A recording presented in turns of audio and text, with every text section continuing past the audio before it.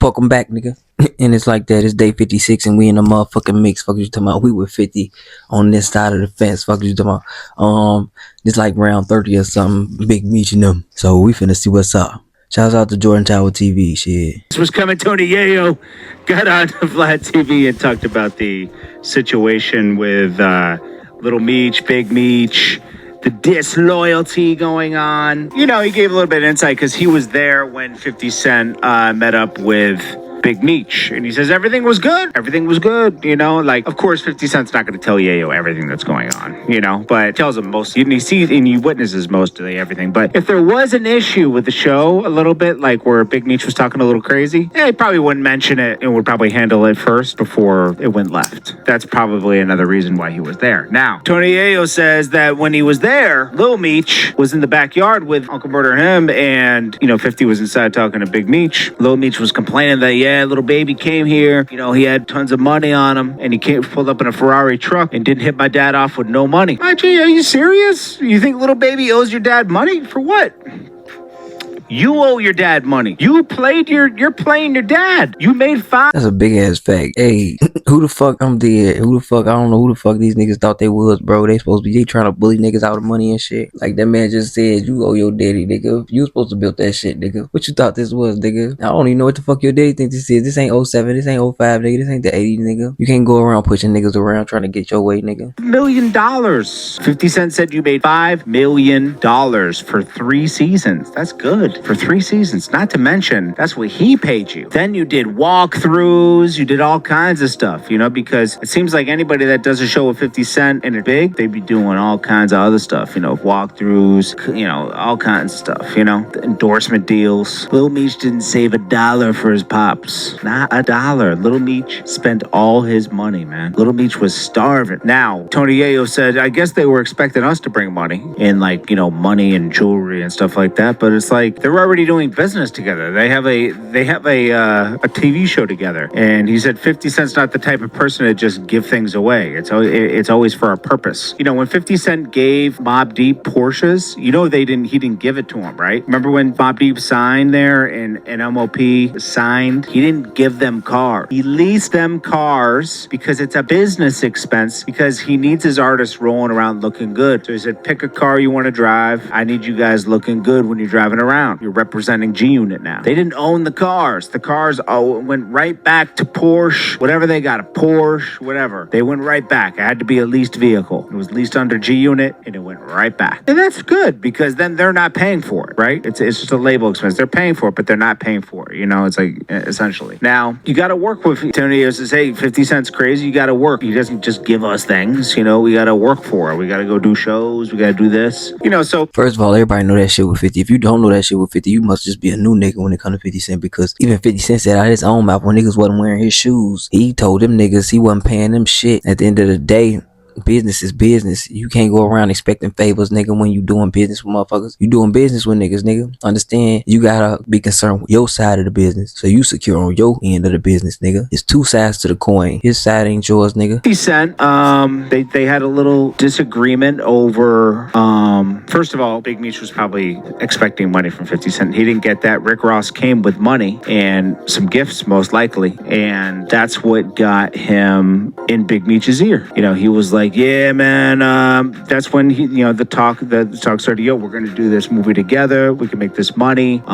This is your story. You deserve it. All this stuff, man. And this all comes from Big. Think about it. Nobody from BMF showed up and hit Big Meech off with $1. Nothing. Nobody. I'm gonna say this. You don't see nobody from BMF with Big Meech right now. Like, nobody from BMF is even around being Big Meech. Well, they probably can't be around each other because they all felons and shit. But shit, it don't seem like none of them really fuck with him. Even when they speaking in interviews about him, don't seem like none of them really be in contact or in touch with him in no type of way, shape, or form. Because he has the allegations of a rat on him, even before 50 Cent. Cuffy's been talking about this since 2018, really 15, but it's 18. Blue Da Vinci's put this out, and a lot of people know about this. The only people you've seen defend Big Meech are people that are directly So they're directly, that's all they got. J-Bo, I think J-Bo is the most loyal, one of the most loyal people in BMF, but he was attached to the show. He was attaching himself to be around the show and gets emotion off of it. So of course he's going to defend Big Meech, right? Who else you got? Calico Jones. He benefits from standing next to Big Meech because he wasn't a known member when BMF was going on.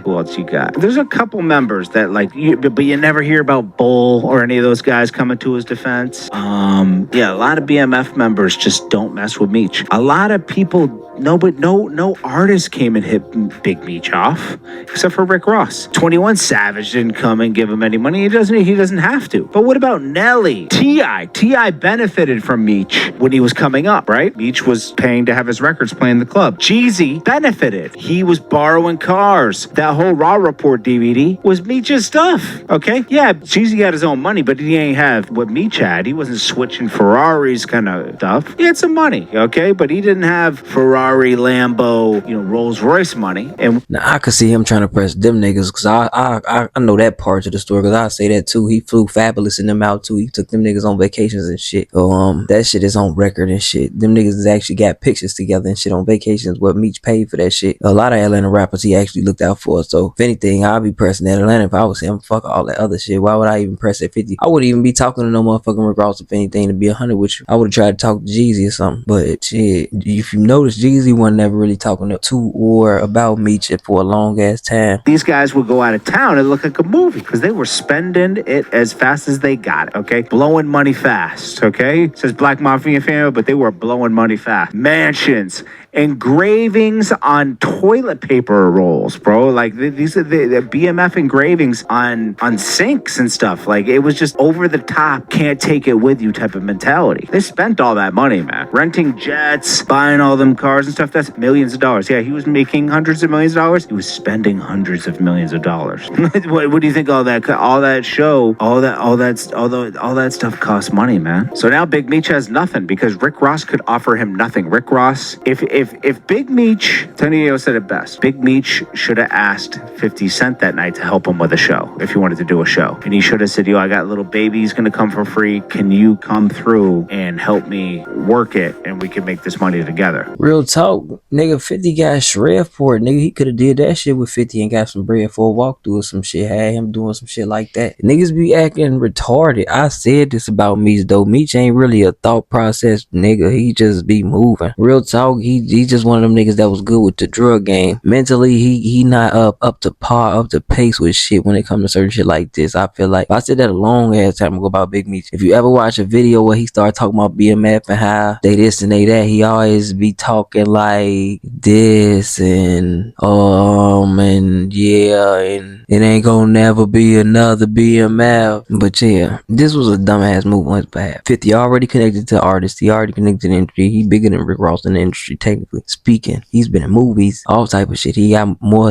better selling albums than that man. I don't know what that nigga was thinking. I don't know where he went with that one just because he got, I don't know if it was the anthem. I don't know what did it for him. Look at him over there sitting like all happy and shit like a proud ass son because he damn sure ain't a daddy because he the one taking the motherfucking favor. Goof ass nigga. How you fuck yourself out of $5 million? Oh, Big Meech said, "Oh, well, Ross is gonna do it." Rick Ross doesn't even do shows like that, man. He does clubs. He doesn't do 103 sold out shows around the world like 50 did. He couldn't sell out a residency in Vegas for 7 nights within 2 weeks. Ross just doesn't have that kind of pull. He doesn't have that kind of selling power. He doesn't have that kind of audience. He's good at marketing. He's a hustler. Just doesn't have that kind of audience, man. His is a little different. His is really super hood. And you know what? He leans into that, rich off of that. Rick Ross is rich. He has a lot of money. He opened Wingstops. He marketed that. Checkers, he sold them all. Music catalog, sold. You know, he's flipping stuff. And now he's doing real estate flip with a big company. He's not just doing this by himself. And I think he's doing it the best way. He teamed up with a bunch of other rich guys and they pooled their money together and they're doing huge flips. And guess what? Rick Ross gets to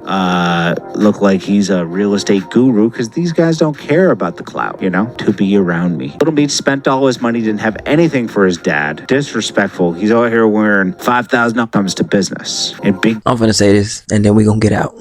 For one, it's a thing called loyalty, and it's a thing called respect, and it's another thing called love. They all separate. You would think loyalty come with respect, but it doesn't. You would think love will come with loyalty, but it don't. At the end of the day, when you making decisions around people, as far as like you putting somebody in a position, you gotta realize they might make decisions and choices that you might not agree with. Now, the killer part is people gonna say 50 is wrong, but in chess and in life and in real business situation, this is actually like a standard tactic, nigga. You can't eat off me, nigga, and you roll on my enemies, nigga. Like, how did that sound, nigga? You can't be breaking bread with me and be breaking bread with them niggas, nigga. I'm the one that really reached out to you and put you on, nigga. He waited till you got out of jail. I was reaching for you while you was in. Fuck, that's why I'm riding with 50. Then that nigga Supreme Son speaking like he really need to shut the fuck up because there's no reason for him to speak. You not nobody, nigga. And when it come to Herb Gotti Death, nigga, them niggas got 50 Cent shot 9 times. Fuck is you talking about? So whatever he feel or he want to say about that nigga dying is whatever the fuck you feel he want to say about that nigga dying. Stop being a bitch, hoe ass nigga. Your daddy is the one of the niggas that shot at him. Fuck is you talking about, goofy? Niggas be killing me with this dumb shit because they just don't know the full story or whatever. They want niggas to have empathy or sympathy for them. But you ain't on that side of the coin, nigga. Now when it comes to this Meek situation, that nigga didn't handle this shit properly. That dumbass nigga should have sat his ass down, let 50 do what he doing with the show. Real shit, Lil Meat should have actually took that 5 M's or whatever, however he got paid, and flipped it because he should have bought the crib he was staying in instead of trying to flirt with some fucking Summer Walker and be caught up in some coochie. You know that's what the fuck it is. He was so caught up as a pussy he couldn't handle that business. Niggas need to get their shit and their priorities together, nigga. Stop chasing behind these bitches, nigga. At the end of the day, to all my young niggas, we got shit on our shoulders as to where we gotta figure shit out, as to where we have people to take care of, people that depend on us. Stop running around chasing bitches all the goddamn time, nigga. Bitches is gonna be chasing you when you chasing the right thing, stupid fuck. But I'm out. Y'all let me know what the fuck y'all think in the comments, because I'm not finna watch this whole shit. I'm gonna leave this link in the description. God damn it. I'm not finna sit here and watch all of this, because that nigga ain't doing nothing but talking and give his opinion, which is what I'm already doing. Fuck. He ain't giving no new information. Peace. Hey, gotta know your purpose, understand what worth is. These snakes is lurking, observing, trying to close your curtains.